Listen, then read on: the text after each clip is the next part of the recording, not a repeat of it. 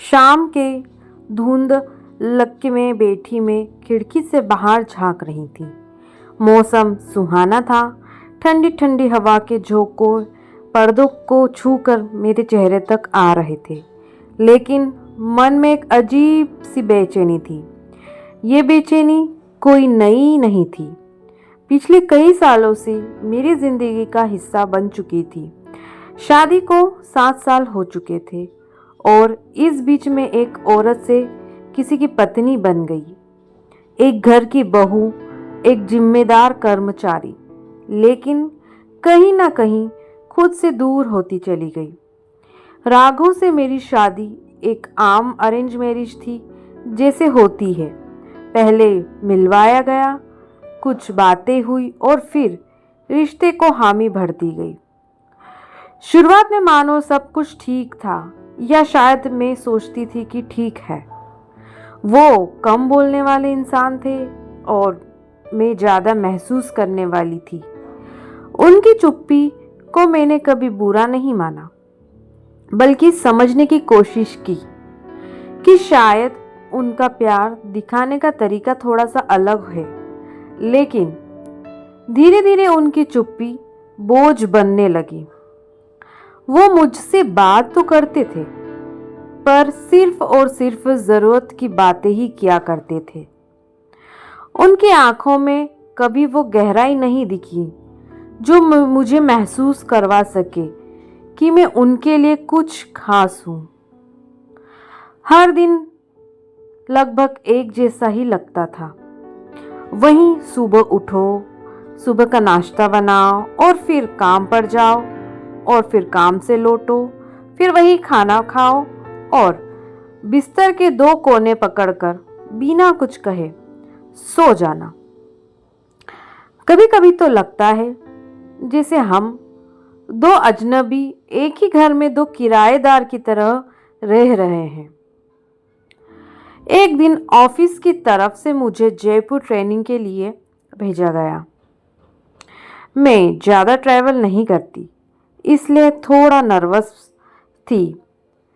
Station पर जब पहुंची तो ट्रेन 2 घंटे लेट थी।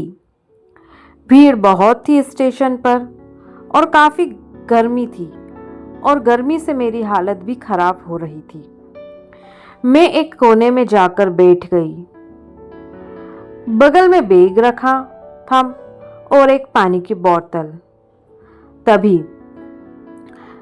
तभी किसी ने बड़े शालीन तरीके से कहा, आप परेशान लग रही हैं, क्या मैं आपकी मदद कर सकता हूं? मैंने चौंक कर ऊपर देखा। वो एक अपरिचित चेहरा था,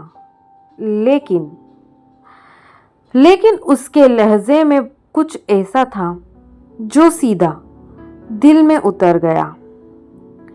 एक नरमी, एक समझदारी और सबसे खास बात, एक अनकहा अपनापन। मैंने धीरे से कहा, नहीं, मैं ठीक हूं। लेकिन वो वहीं पास में बैठ गया, दूरी बनाकर, बिना किसी गलत भावना के।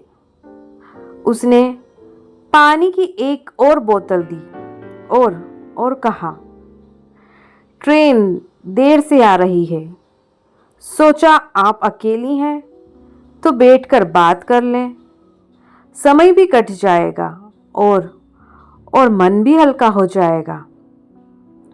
शुरुआत में थोड़ी सी हिचकिचाहट थी, लेकिन जैसे जैसे हम बातें करते गए, मुझे महसूस हुआ कि वो इंसान मुझे सुन रहा है।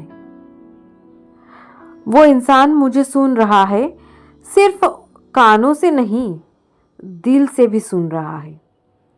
उसने पूछा, आप शादीशुदा हैं? मैंने सिर हिलाकर हाँ कहा। फिर वो थोड़ी देर चुप रहा और बोला, माफ कीजिए, पर आपकी आंखों में बहुत थकान है और थोड़ा खालीपन। मैं फिर से हैरान रह गई। 7 सालों में ये पहली बार था जब किसी ने मेरी आंखों की सच्चाई देखी थी। राघव ने कभी नहीं पूछा था कि मैं थकी हुई हूँ, क्यों दिखती हूँ, क्यों मैं थकी हुई सी दिखती हूँ या मुस्कुराती क्यों नहीं हूँ। उस अजनबी ने मुझसे मेरे बारे में बातें की, मेरे शौक, मेरा काम, मेरी पसंद, मेरी नापसंद, और उस पूरे सफ़र में मैंने महसूस किया कि मैं सांस ले रही हूँ, वो भी खुलकर पहली बार। जब ट्रेन आई और हम अपने अपने कोच की ओर बढ़े तो उसने बस इतना ही कहा कि अपना ख्याल रखना, आप बहुत अच्छी हैं, किसी को आपकी परवाह करनी चाहिए। ये कहकर वो चला गया। उसका नाम तक नहीं पूछा मैंने, ना उसने मेरा नाम पूछा, लेकिन उसके शब्द मेरे मन में घर कर गए।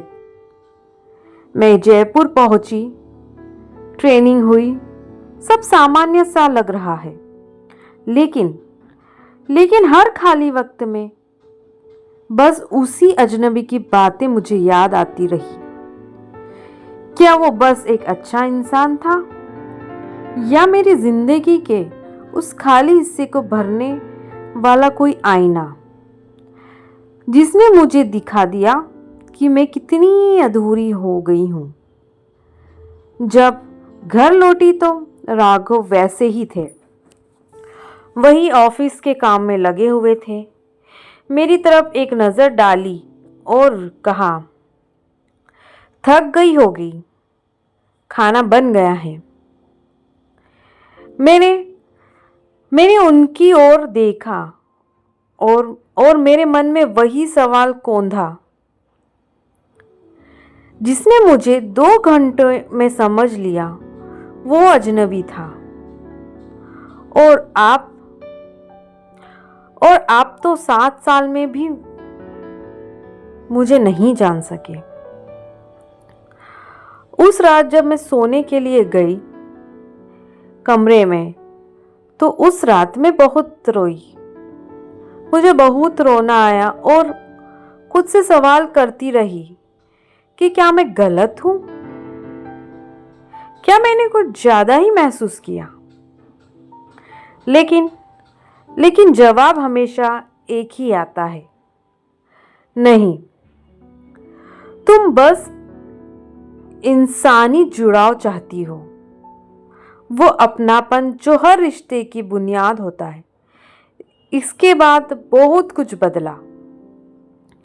मैंने खुद को समय देना भी शुरू किया, किताबें पढ़ी, बाहर घूमने लगी, खुद को समझना शुरू किया।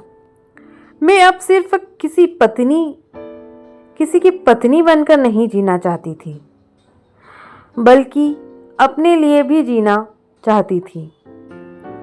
राघव से खुलकर बातें करने की बहुत कोशिश की, अपने मन की बातें, अपनी तन्हाई और अपनी ज़रूरतें, लेकिन उन्होंने हमेशा टाल दिया और कहा, हर किसी को इतना इमोशनल नहीं होना चाहिए, सब ठीक ही तो है, शादी तो ऐसे ही चलती है।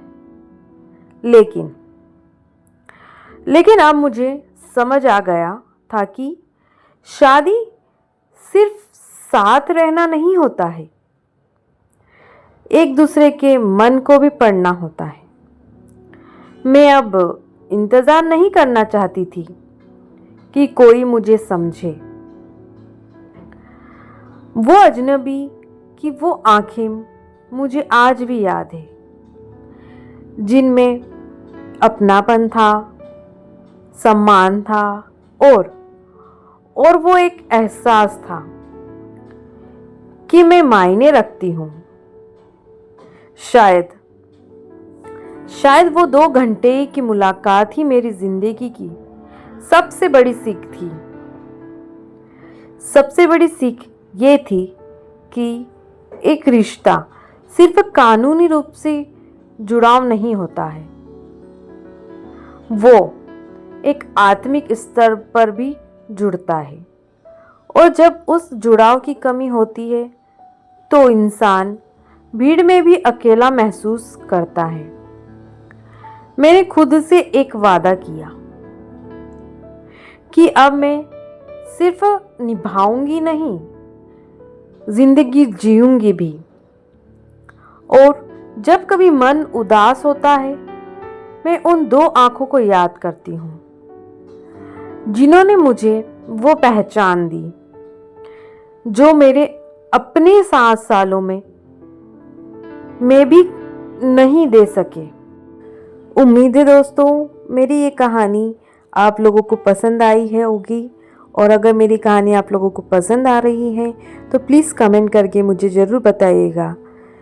और जो भी मेरे चैनल पर नए हैं और पहली बार मेरी कहानी सुन रहे हैं तो प्लीज़ मेरे चैनल को सब्सक्राइब करके जाइएगा, जिससे मैं आपके लिए डेली नई नई कहानियाँ लाती रहूँगी, तो उसके आपको नोटिफिकेशन मिलते जाएंगे। धन्यवाद।